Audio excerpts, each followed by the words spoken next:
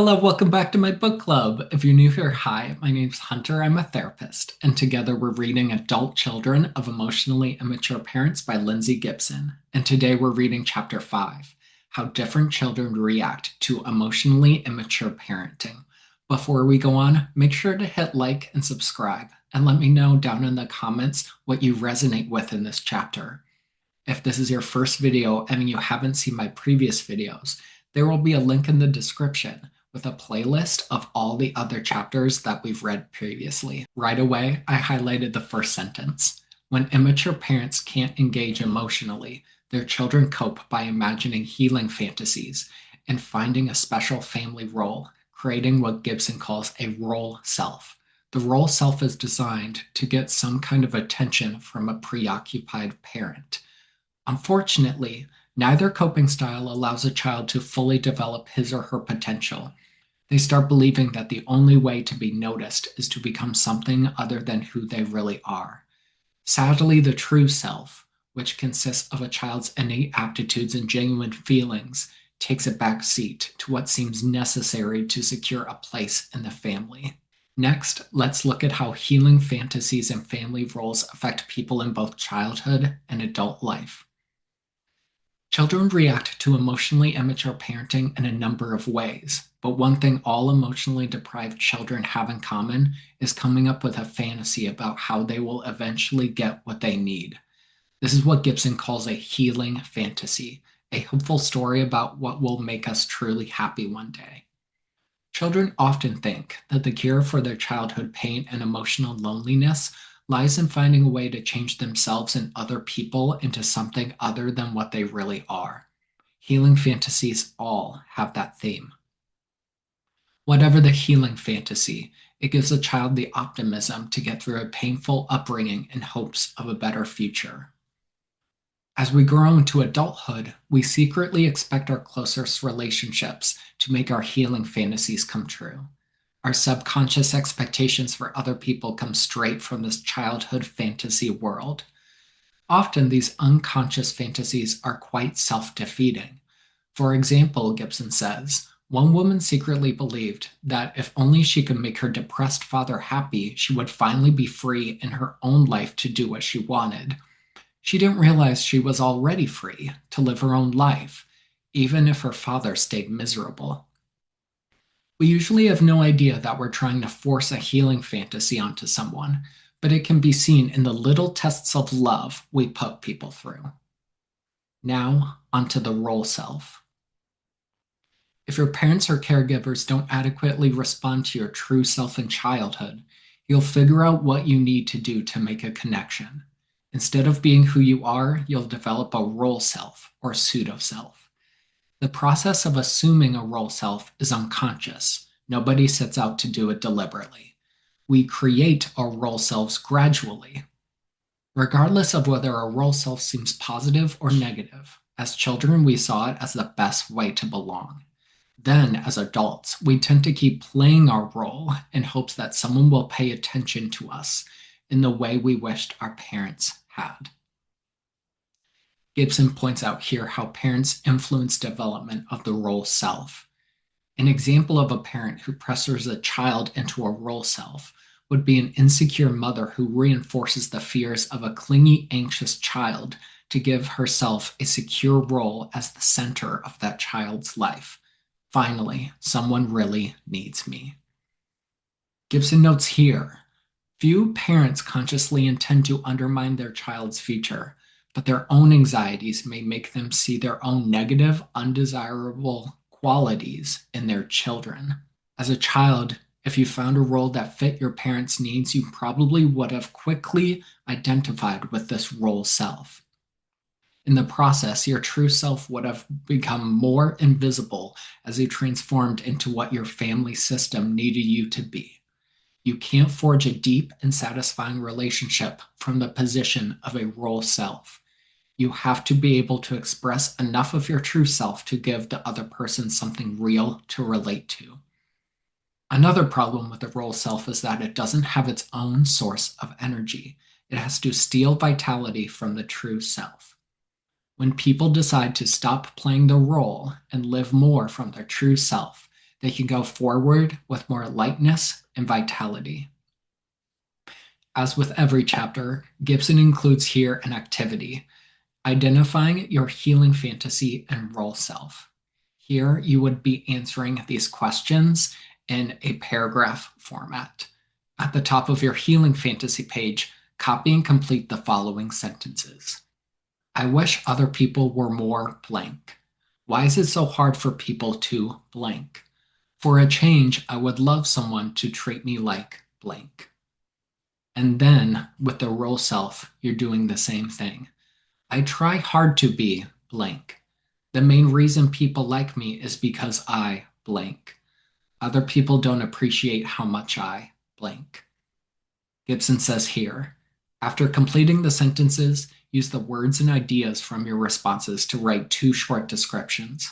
These descriptions will reveal your secret ideas about how other people should change in order to make you feel valued, and how you think you must behave to be loved. As I said in the last video, this chapter describes the internalizers and externalizers. Let's get into it. Gibson describes the internalizers as believing it's up to them to change things, whereas externalizers expect others to do it for them. Which style you've adopted is probably more a matter of personality and constitution than choice, and ultimately both styles are an attempt to get needs met. The internalizers. They are mentally active and love to learn new things. They are self-reflective, sensitive, and try to understand cause and effect. They instinctively take responsibility for solving problems on their own. Their main sources of anxiety are feeling guilty when they displease others and the fear of being exposed as imposters. Their biggest relationship downfall is being overly self-sacrificing and then becoming resentful of how much they do for others. Externalizers take action before they think about things. They're reactive. They tend not to be self-reflective, assigning blame to other people, and they experience life as a process of trial and error. Externalizers believe that competent people owe them help. They either have very low self-confidence or a sense of inflated superiority. They depend on external soothing, which makes them susceptible to addiction. Their main source of anxiety is that they will be cut off from the external sources their security depends upon. Their biggest relationship problems include being attracted to impulsive people and being overly dependent on others for support and stability. Let's take a look at the externalizer's worldview. They engage in behaviors that often exasperate and anger others, so when they need help, others typically want to keep their distance. However, externalizers usually keep acting up until someone steps in to help them. Conversely, internalizers may suffer in silence and continue to look just fine, even as they're breaking down inside. Most emotionally immature parents are externalizers and struggle against reality rather than coping with it. They blame the outside world for their problems. Externalizing keeps people from growing psychologically and is therefore associated with emotional immaturity. Externalizing tends to elicit punishment and rejection. They act out their anxiety, pain, or depression. When externalizers have to face the consequences of their impulsivity, they're vulnerable to strong but brief feelings of shame and failure. However, they usually use denial to avoid shame, landing them in a vicious cycle of impulsivity followed by feelings of failure that prompt still more impulsivity. Externalizers don't get a chance to grow or learn from mistakes because they expel stress as soon as it hits. Most emotionally immature parents have an externalizing coping style because they're always looking outside themselves to feel better. They get overwhelmed by emotion and either deny the seriousness of their problems or blame other people. Although externalizing children often struggle with behavioral problems, impulsivity, emotional volatility, and even addictions, these ways of acting out have the advantage of making their distress visible. Externalizing exists along a continuum of severity. At the extreme end are predatory, sociopathic people who see others as resources to exploit. Milder or quieter externalizers can look like internalizers because they're so unconfrontational, but they can be identified by their belief that others should change. The key is whether they blame others for their unhappiness. Let's take a look at Rodney's story. On the surface, Rodney seemed to be an empathic internalizer who tried to keep everybody happy. He came to therapy because he was depressed and felt like he had lost himself.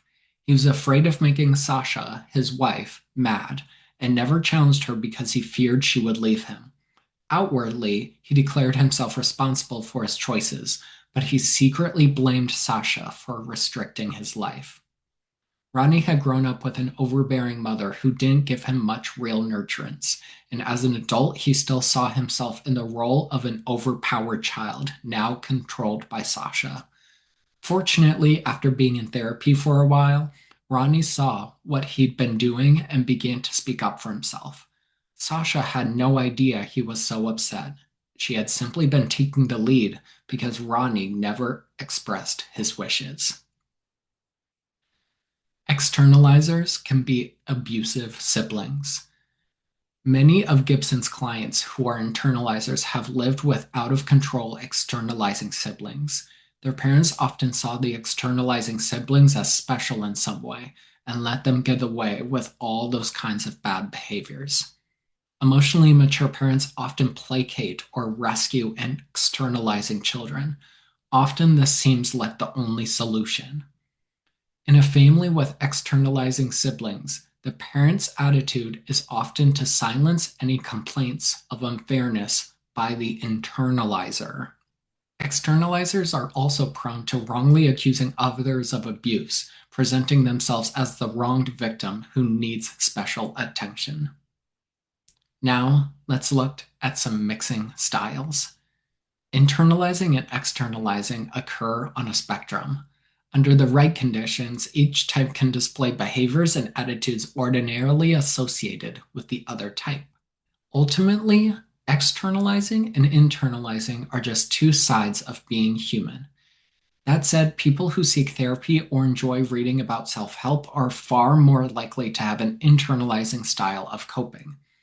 In contrast, people who externalize their problems are more likely to end up in treatment due to external pressures such as courts, marital ultimatums, or rehab. Internalizers can slip into externalizing when they get overly stressed or lonely, acting out their distress through affairs or superficial sexual liaisons.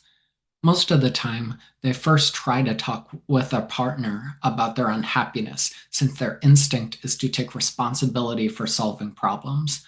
But if their partner doesn't listen, internalizers may go on the lookout for someone to save them, a classic externalizer approach. This isn't so sudden or surprising in light of the typical internalizer mindset. It's a result of years of self-denial, followed by the internalizer's realization that other people's needs have come first way too many times. We'll see that in Ron's story. Ron was a lifelong internalizer with chronic back pain who constantly tried to please his self-involved mother and critical boss.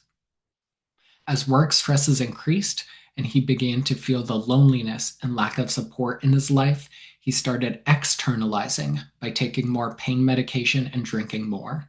With specialized care, he was able to return to using his own inner coping as the way to solve his problems, rather than turning to externalizing escape of drugs. Exercise. Identifying your coping style. Note that the attributes listed below lie on the extreme ends of the spectrum. As a reminder, in real life, people are likely to exist somewhere along a continuum for these traits. I wanted to highlight a few. For externalizers, they're looking to others to improve things. What should someone else do to make things better? They get others involved in their problems.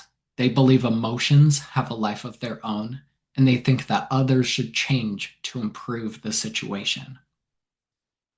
Some key internalizer traits: being thoughtful and empathetic. What can I do to make things better? They figure out problems independently and work on them alone. Feeling guilty easily and thinking about what others need first. I love what Gibson says here about balance is key. People who fall at the extremes of either coping style usually have significant problems in living. You'll see that any of the traits could be a benefit or a liability depending on the circumstances. I wrote on the side, internalizers, a strength is that they're independent, but they can be self-harming, versus externalizers prompt action, but could be impulsive. Gibson says near the bottom, under the right conditions, each style might be useful. Ultimately, problems tend to arise when people get stuck at the extreme of either coping style. Finally, the summary. Children have different ways of reacting to emotionally immature parenting, developing healing fantasies about how things could get better, and also adopting a role self as a way of having a valuable part to play in the family. Children develop two main coping styles, externalizing or internalizing. Externalizers think the solutions to their problems will come from outside themselves, while internalizers tend to look within themselves. Either style might be advantageous in the moment, but Gibson notes that either part of the extremes are usually bad. Here are my thoughts on the chapter. I wanted to highlight this quote. Ultimately, externalizing and internalizing are just two sides of being human. I want to highlight the strengths of both, where externalizers are voicing their needs and prompting action, where internalizers use self-reflection and consideration. I think those are both really good, and how Gibson said, more of a balance for both. Externalizers could use more self-reflection and consideration, where internalizers need to learn to voice their needs and prompt action. Ultimately, I really liked this chapter, and let me know what you thought in the comments down below. Are you more of an internalizer, an externalizer, or somewhere in the middle? And follow us next week for chapter 6, where we'll be looking at what it's like to be an internalizer. I'll see you then.